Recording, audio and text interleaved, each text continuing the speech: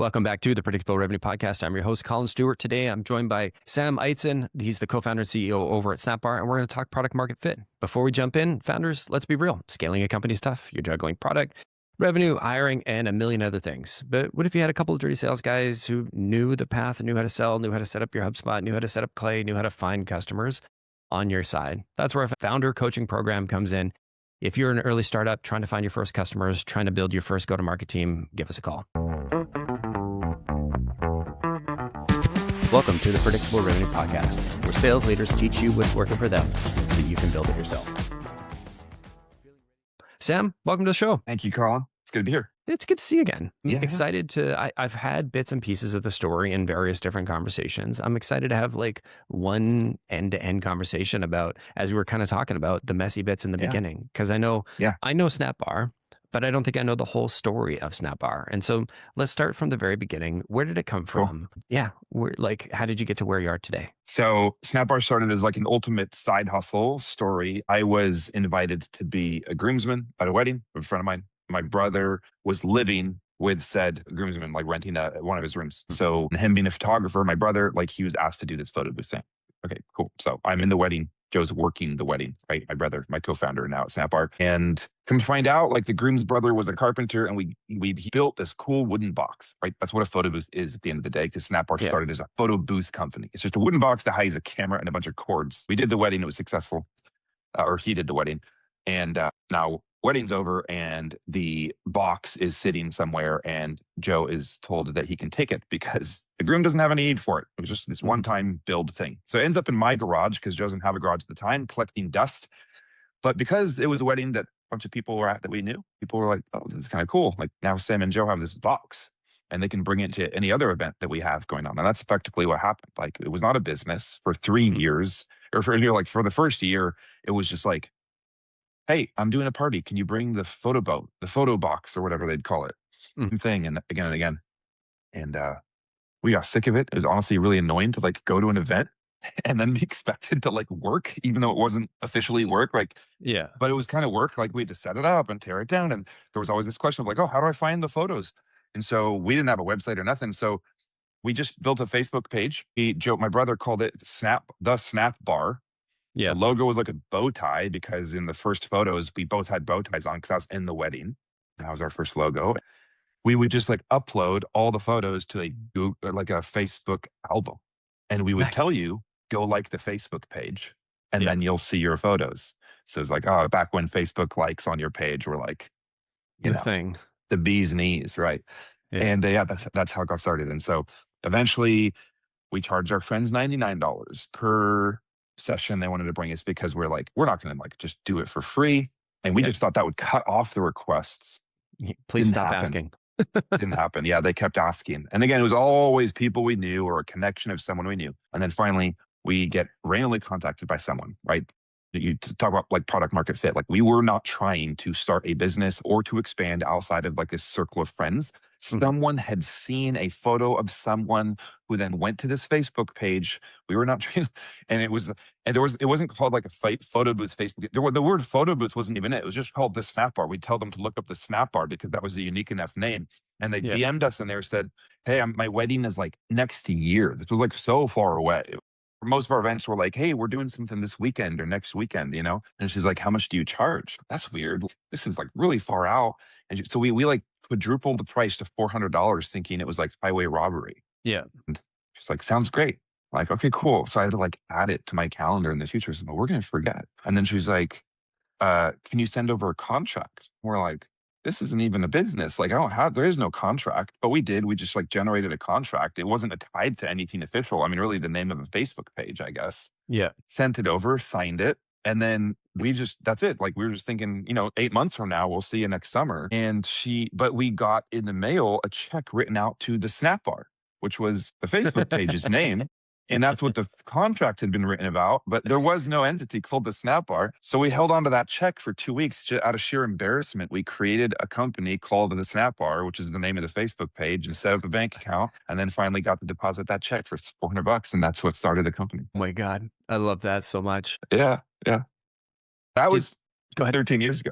No, it was 13 years ago. So that early days. And we had a wooden box. It was a photo booth company and we did weddings. Like that's how we got started. The same experience with my check. It was set up. I think they sent it to Voltage CRM, and I was like, don't have a bank account yet.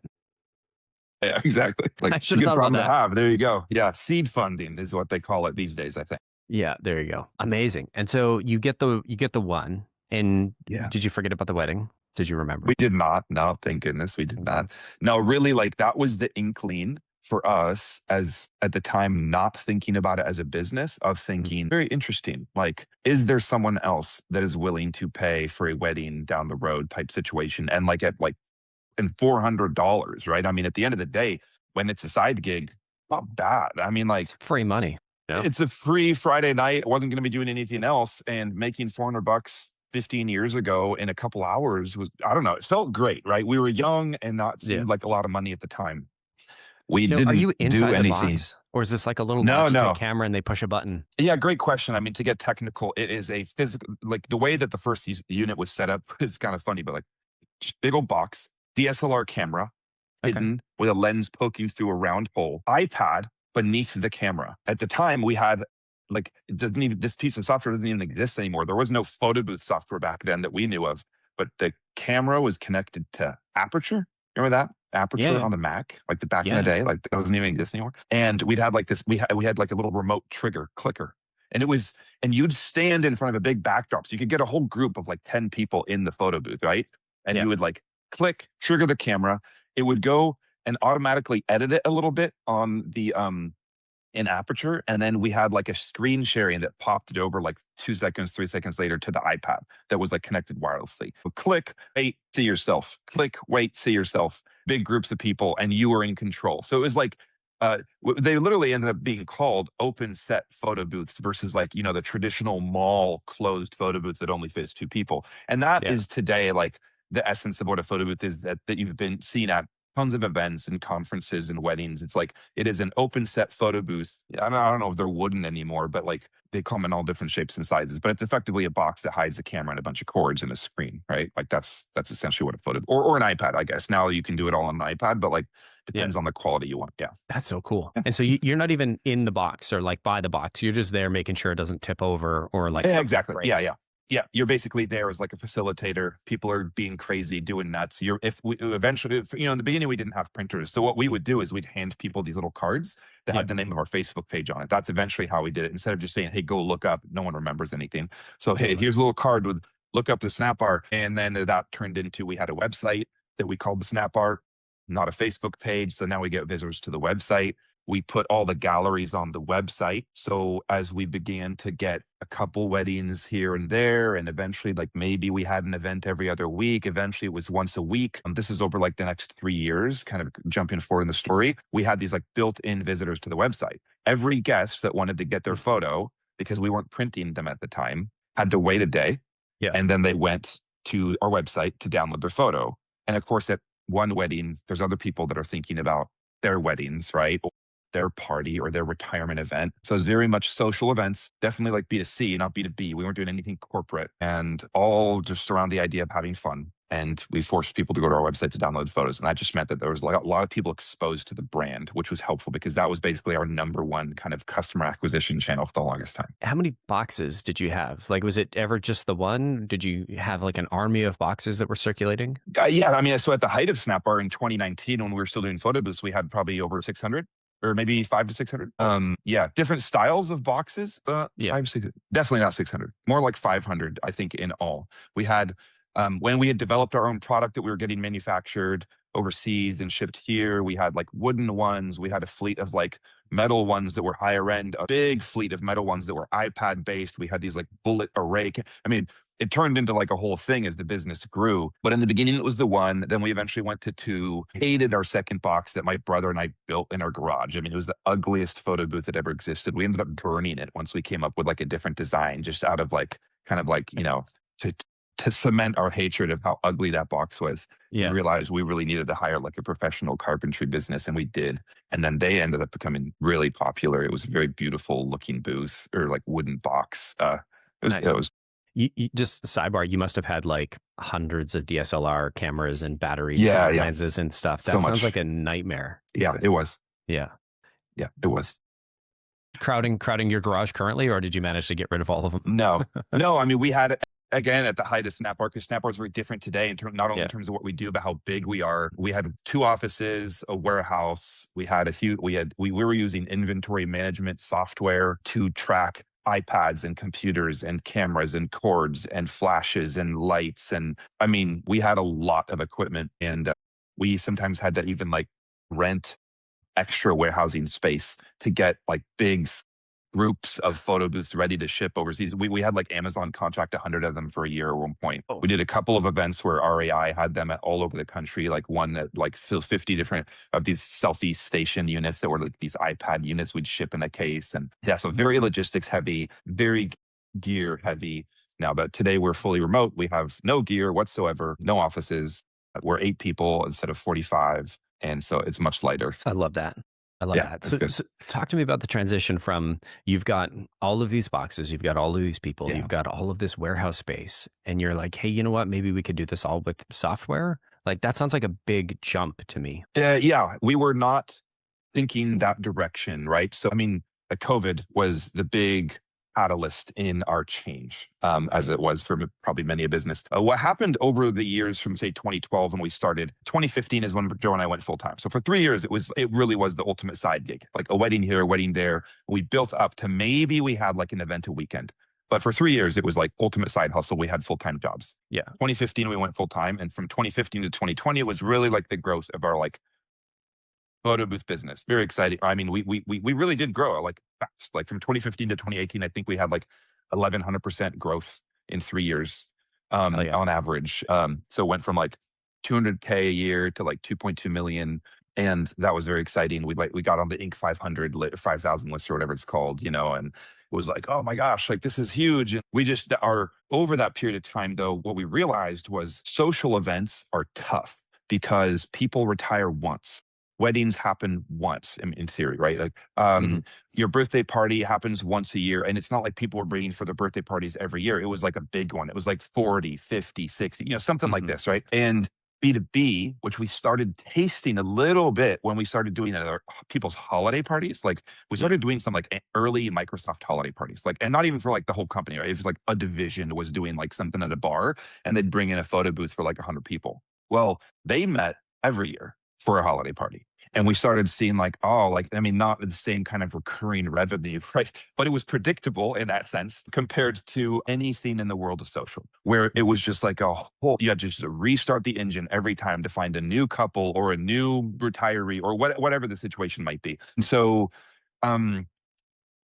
B2B had ended up being like what we were mostly in 2019 and 2020, that like our complete focus was B2B. So conferences, trade shows, holiday parties. I mean, there are so many different social events that businesses have, especially big businesses, right? Employee appreciation weeks, admin day at Facebook. I mean, just like you name it, so many different opportunities to create a photo moment. So anyways, that was like the focus. The dream was like, okay, we're going to be the Starbucks of photo booths. We're not going to do the most custom stuff, but we're going to be in every major city so that every business that has satellite campuses, once we start working with like an event planner at one of these businesses, they'll just recommend us. Well, anywhere you need Snapbar, you can get Snapbar. That was the idea. 2020 came, obviously events were one of the first businesses to be kind of outlawed in a sense, right? I mean, it's not a good idea when you have a pandemic to like have a big group of people. So events very early on were like this can't happen. And so very difficult for our business. We ended up, it almost killed Snapbar. We had to pivot violently very early on. And we did. And one of the pivots is an interesting story, completely different industry and business. But the pivot that ended up lasting and sticking took some time, but it was our foray into tech. And it was just based on a customer saying, does any of your photo booth stuff work on the internet for a virtual event? We didn't even honestly have a concept for what a virtual event was at this time, like in early 2020. It just wasn't a huge thing. Like webinars existed, but virtual events, not so much. We did not. We said no, but that gave us the idea. And I remember like thinking about it with a team and we thought, well, let's see what we can do. And we ended up building that, and that kind of proceeded to change us dramatically. So yeah, over the past, what is it, 2026, right? So over the past 5 or almost 6 years, I guess now, is kind of when we've become a tech company versus heavy in photo booths logistics. And while the product does a lot of what we did, fundamentally different offering, some of the same client base, but a lot of new clients. Yeah. It's quite the journey that this like tech company emerged from this like, Yeah. buddy's got this box that he doesn't want. And he's like, who's got a garage I can put it in? Yeah. Yeah. Garage. I don't know about the most profitable garage, right? I think Apple is up there with the most profitable garages, but we must be number 2, like right behind them. Yeah, I think maybe Apple beats you just a little bit. Yeah, I don't know, just a little. It was not what I would have chosen. I mean, it was very stressful. Going through the COVID thing, it sounds great in hindsight of like, oh yeah, what a great pivot, but it was incredibly stressful. I had a panic attack at the end of 2020 because I was just like it was like you were doing anything to keep the company alive. Just one? Yeah, right. Yeah. One big one that, ended up involving insomnia and had to take a sabbatical and truly like take a break and all this stuff. But it was cool. I mean, looking back, regret's the wrong word because it's not like I had chosen this. It was kind of forced upon us. So I'm very thankful that we ended up pivoting, that we stuck with it, that we didn't like throw in the towel and completely like leave. And to be fair, for a while, the client base that we built for 8 years prior to the pandemic didn't really translate over, but pretty soon after that they did. And a lot of the same customers that we had years ago are the same customers we have today, even though it's for a completely new offering, which is cool. I mean, that we have kept really great relationships with some of our clients for like literally a decade. I mean, that's an amazing that they've been able to like follow you on the arc. I wonder if we could pause and just kind of detour for a second, because I had a similar experience in the pandemic, and I won't go into all the kind of details, but we had a similar business that worked pre-pandemic. Business didn't work kind of during the pandemic. Yeah, we got through, but man, I had the same thing. I had panic attacks. I mean, there was a period there, and it was months.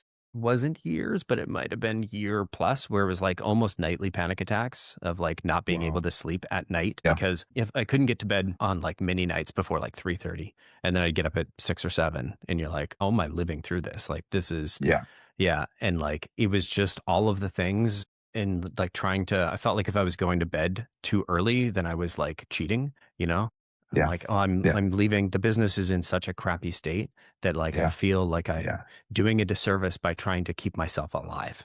It's like it's such a crappy trade-off of like, and it's triggered by a whole bunch of things. But for me, it was I think like I wasn't going outside, I wasn't exercising, I didn't have a regular routine.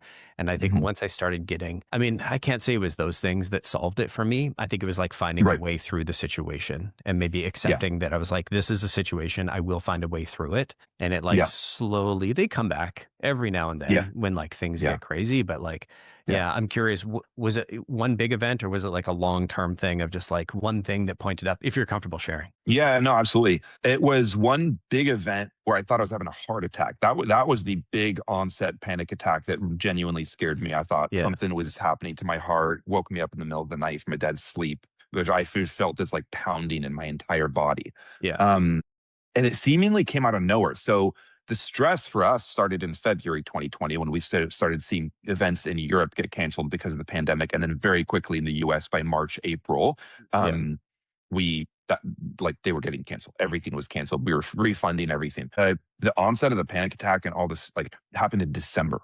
And funny enough, December is like finally when things started to settle down.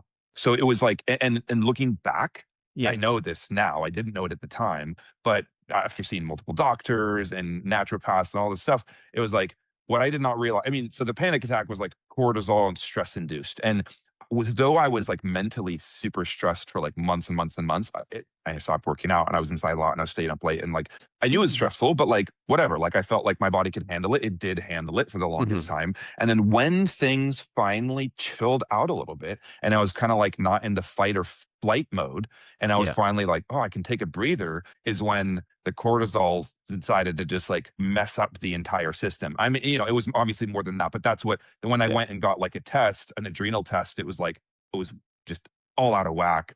And so, I ended up like having this like moment where I thought I was having a heart attack, went to multiple cardiologists. No, your heart's fine. I was like, what's going on? And I was talking to another entrepreneur who's in real estate, and he was like, oh yeah, that sounds so familiar to my experience. I ended up pulling over on the side of I-5 driving to Seattle thinking I was having a heart attack. Come to find out it was stress related. I'm like, no, man, I was stressed like 8 months ago, but like things are better now. And he's like, no, that's not how it works. And he kind of like literally, it was not a doctor, funny enough, that told me this. And this was pre AI. So it's not like, I don't know, like maybe I'm sure I could have found it on some Reddit thread.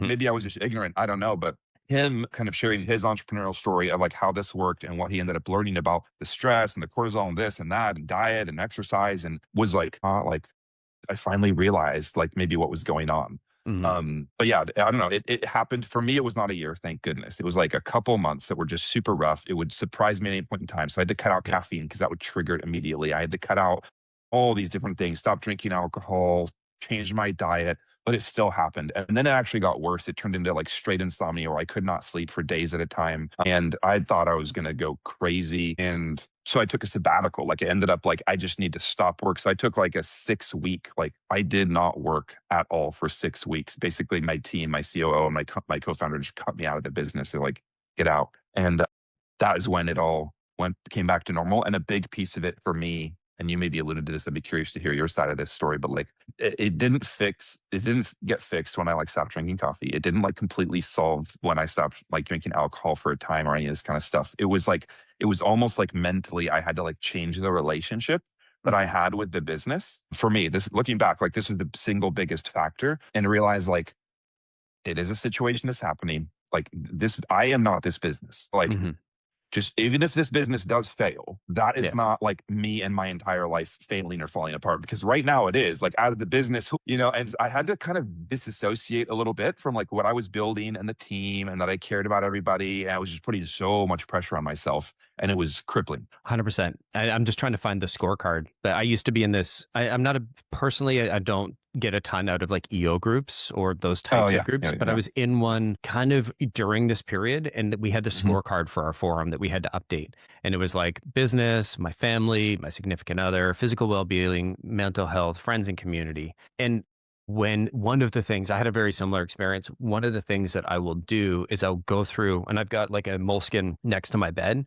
And I find when I was having those anxiety attacks, I would just go and like write down and be like, okay, it's anxiety because I'm struggling with X, Y, and Z. And I'm like, let's just go write down. And I don't want to forget this. And then I would just get into this loop. And so I'd like, okay, I won't forget it. I'll write it down. I'll read this in the morning.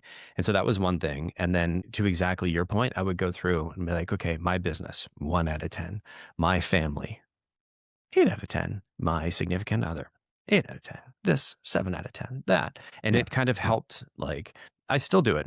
I was feeling a bit of stress this morning, and I was like, okay, kids, 10 out of 10. So 9 out of 10. And I was listing it out to myself, and it's the exact same thing. It's just helping remind myself that I'm like, I'm more than just this company. Yeah. I don't want to sit here and be like, oh, it was this thing and it was exercise. And like, I will say I did a lot of the similar things. I had the boomerang anxiety attacks in like every time after every like crazy period, like a month would go by, and then I would have this, like, it would trigger this. Interesting. Yeah. And so I had a very similar experience, and it was hard to figure out because you're like, I'm not stressed anymore. I've like, I know. I fixed all the things. I solved the problems, and now I'm having this recursion of this anxiety, and like that was a real struggle. I also will admit I was at one point early on, I was giving myself anxiety attacks because I was drinking coffee, and I would like, I like coffee, and I would finish the pot if there's still coffee in the pot at like 5 or 6 o'clock at night. And I'm not one of those people. And so in hindsight, I realized like I had a couple of bouts. And one of the bouts was I was just drinking a pot of coffee at 6 o'clock at night. And like, oh, I wonder why I can't sleep at 3 a.m. It's like, that's why, you idiot. Oh, one time it was the coffee, but the other times it was the stress and that. And like, I had a similar experience. I remember I work from home, and I called my wife, and I was like, I don't think I'm having a heart attack, but I think I'm having a heart attack. And I had her on my headphones, and I was like, I don't know what to do. I don't want to call an ambulance, because I'm a tough guy and I don't want my neighbors to freak out or blah, blah, blah, blah, blah. But I also don't want to die, at home, like solo. So it's like, I'm going to put you on my headphones. I'm going to drive to the hospital just in case, like if anything goes wrong, this is the route I'm taking. If I like suddenly stop talking, this is what happened. It's just like, hey, you made me get out of a meeting for this. Like, yep, Yeah. okay, I'm coming around to like, this is a serious thing. And I made it to the Yeah. hospital and they're like, no, you're fine. Go to urgent care. And I went to urgent care. And like, by the time I Yeah. could see somebody, they're like, no, you're fine. And I was Yeah. describing it. They're like, no, it sounds like you just have like legitimately a sore shoulder and like you were stressed. And I was like, they gave me some Advil. Like that was Oh it's like a man. player gets injured in soccer and they spray them with the Yeah. bottle. Yeah. Magically Yeah. The goes away. magical I for was like, sure. oh Yeah. God, this is embarrassing. So Yeah. yeah, I've had a Yeah. I similar know they experience. treat, yeah. It feels like you're like a small kid. They're like, take this little pill. It'll all feel better in a little bit after you like have this lollipop. I'm like, okay, well, I did think I was dying and I'm not an insane person. But yeah, Yes. I was actually like, I mean, I'm not like, I don't even know. Like I was not impressed with how, uh, well, in hindsight, clueless. And I saw multiple different cardiologists and people, like Mhm. they did not seem to indicate, like they didn't talk about stress or the cortisol. None of them recommended me that I get an adrenal test. Like literally none. I ended up going to see a naturopath who was like, have you ever like taken the like spit swab thing? Did any of the doctors tell you to do that? And like for us to like see where your cortisol levels were and all this kind of stuff. And I was like, no. And I did. And then she's like, well, this is probably why. And so I don't know. Maybe it's like just I found out that I had high cortisol or not cortisol, cholesterol when I went, when they were doing all the like stuff. So Yeah. I guess that's good. Or it was higher. And so I was surprised. I've told this story a number of times and it's amazing how many people said, oh, I've had a really similar experience. I didn't realize it was, I mean, they say like stress related is one thing, right? But cortisol is different. Like it's like physically in your body and doesn't always materialize as like mental stress. And that's the weird Mhm. thing. It's like, Yeah. because a lot of people, like you said, like you don't feel stressed, but why is this weird stuff happening? And it's very disorienting because you feel and you think everything is pretty normal and you circumstance you look at where you're at and you're like, there's no reason that I should be having a panic attack right now. But it's Mhm. because of like stuff in your body. It's like, so I've Yeah. It's never like had like It's a like your body gets relapsed addicted. moment. Oh, Yeah. interesting. It's like your body's addicted Yeah. to the cortisol, and then when it's suddenly not there, it's like, "Hey, make some for me because I'm addicted to this Yeah, stuff." yeah, and it takes a while to like rebound. I didn't drink coffee for 2.5 years. When I cut out, I literally didn't get back onto it for a long time. Didn't drink. I cut out salt for the longest time. Again, thinking just like, man, I want to do everything I can. Because I still was like, but could it be my heart? Like, was that a Yeah. part of it? Were the doctors Sure, just sure. maybe not like checking well enough? I don't know. Anyways, thankfully it's all good now, and I have not. But I will say this: this is super interesting. After that experience, where I was kind of like wrestling with my own identity related to like how I approach business, all this kind of stuff, like what it means to be an entrepreneur, how much of my, like kind of self-worth I put in whatever success metric is on the business side. I emerged from that sabbatical and from like dealing with that whole episode a lot less ambitious. Interesting. And I've never been the same level of ambitious as I was prior to that. And I don't think that's a bad thing necessarily for me. I just realized, you know what? Ultimately, that is not what I care about. I care about a lot of other things. Business is pretty high on the list of things I genuinely care about. Mhm. But the ambition, some level of ambition that was driving me, um, was not healthy. And I have never had the same relationship with the business as I did before then in a good way. Like where now I look at it and I want growth and I want all the good things that most other entrepreneurs would have. Mhm. But some aspect of that like ambition, was different. And I don't feel like so I don't work more than 40 hours a week and I haven't in years. And I don't go crazy and I don't like obsess on the weekends about what's going to happen on Monday. Like I just, yeah, something about the relationship that I had changed and it's never kind of come back in the same way. I mean, it Yeah, sounds it's weird. like you've detached a little bit from it in that you finally have reached the like, Snapbar is this thing and Sam is this thing. And there's like two Yeah, parts of the brain. Whereas like yeah, before, I remember like Colin was voltage, Colin was carb. And like if carb was yeah, doing bad, Colin's doing bad. yeah. Well, and even there was even, I mean, to get super practical, I don't know what your primary listening audience is, but like at the time, because I shared the business with my brother at the time, right? Like 50 Mhm. 50, I would look at what was in the Snapbar bank account and I would assume that 50% of it was mine, except that, and on paper, technically, Mhm. from a tax perspective, it is. Mhm. But when COVID happened, we saw that number that was in the Snapbar bank account start evaporating way faster Yeah. than my bank account goes down when, like, because, like, because I'm responsible to like these employees and I have rent to pay and I have Yeah. leases that I'm obliged to and I have like product orders. And so what looked like a very safe, healthy amount, very quickly I realized, oh, actually, like it's not as safe as I thought. So that was part of it was like financially, I felt very like scared to a certain extent when everything started going south for the pandemic and I'm sure a ton of business owners did, like when you're seeing, so coming out of that too, I was like, okay, one, I started paying myself more. I was paying myself very little, like kind of typical, like, just hustler mentality. I'm going to build the business for as long. So I was reinvesting. We were reinvesting everything into the company at the time. Yeah. And so I started paying myself more, and not exuberant, anything, just like better, so that I tried to begin to like, even from a financial perspective, be like, yeah, there's Snapbar and there's like Sam. And then I also really stopped looking at like what was in the Snapbar bank account and assuming any of it was mine. Like, so even today, it's like, it doesn't matter what's in the business. Like, if it's not in my own quote unquote bank account or being invested or being put into like fixing up a veg or whatever, like, it's not mine. I'm not. So like, and that was super helpful for me. And I've talked to a few other business owners over the years that have like been like, oh, I need to start thinking that way. It's like very messy because, so much of your business and yourself are intertwined. You think about it all the time. And so that was also like very helpful to just like distinguish these two paths. Totally. I remember in the early days, I struggled with money because I didn't pay. I was the same way. I was like, let's reinvest in the future. Yeah. And I hung on to that way, way, way too long because it was like, oh, at any point in time, I could just pull out a big chunk of money from the business in Yeah. theory. Right. But I also, because we were doing, I think our peak was like 5 million a year in Hmm. revenue, 85 people, made Yeah. it really Wow. hard to give a shit about my personal finances because you're like, oh, I'm making decisions that are going to be, hundreds of thousands of dollars a year. Yeah. What do I care about? Yeah. I'm spending too much on Netflix. Yeah. It just, Exactly. I found I Yeah. really, really struggled with like little things like that. And I think I've kind of Hmm. gone through a similar journey and now I'm like, okay, I'm looking at everything on my Visa and I'm like, do I really need that? No, I'm canceling Apple TV Yeah. because I Yeah. haven't looked at it in 3 months. Yep. No, I started, so I mean, I'm assuming, did you have like an accountant when at your peak, or do you still do your own QuickBooks and stuff like that? Controller. We had a partial Controller. Okay. actually. Okay.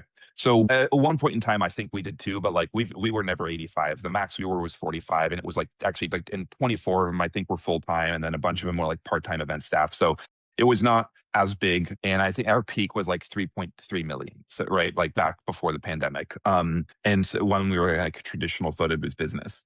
But I was still doing accounting, all the accounting. Like, I mean, really, it's just categorization, right? Like, Yeah. this was this, and our business is relatively simple, so it wasn't difficult, didn't take a ton of time. But I did that for work, didn't do it for personal. And again, like you said, it was always like, oh well, if I need to buy a home someday, or if I need to do this, if I need to buy a car, I'll just talk to my co-founder, and we can kind of like split the money or whatever. We can take out a little bit but I want the rest of it in here to fund the growth and the hires and the this and the that. And yeah, and I don't think there's anything wrong with that. I mean, if you want to grow the business, you do have to do that to a certain extent. It's just that, well, I won't be surprising to me if that same person like struggles with some of the like downstream effects of like feeling so connected and tied to like the health of your business and everything else. And so when I started splitting this out, I started actually taking some of the same care with the budgeting with my family. So we've been using the budgeting app ever since on the personal side too. And I don't actually like cap spending in a category. I just classify every single dollar that I spend. That's it. They don't actually like say, oh, I can't spend more this month on food or restaurants or groceries. I just know exactly where every single thing went. And it also helped like realize like, oh, okay, cool. Like I can make changes if I need to, but like just a knowing and feeling like these things were like distinct and I was treating them both with respect. Like it's really easy to like focus on the business and feel like you got to be super professional above board and everything in business. And then, yeah, your personal, it's like, I don't really know exactly what finances are like. And I don't really know. I mean, I don't know how many books I read on like HR and employees and stuff, but I'm a dad of 3 kids. And like, it's sometimes you like almost are like more worried about how you're treating your employees than like how you end up showing up for your kids. I mean, this is something I hear from a lot of parents that are entrepreneurs. It's like, it can be difficult and you feel like you can be like the best CEO. And then you come home and if you're not careful, like pretty crappy father, if you're not careful. Right. I mean, it's just like, so it's really important, I think, to have those like, to understand like where your priorities are and how you want to be showing up for these things. 100%. I feel like I could make this a 4-hour episode with you, and we may have to come back and revisit some of this because I've really enjoyed talking to you, and I appreciate that we've got to the top of the hour. And so if people want to find out about the Snapbar, what's the best way for them to reach out if they want to find out more about Sam? How can they get in touch?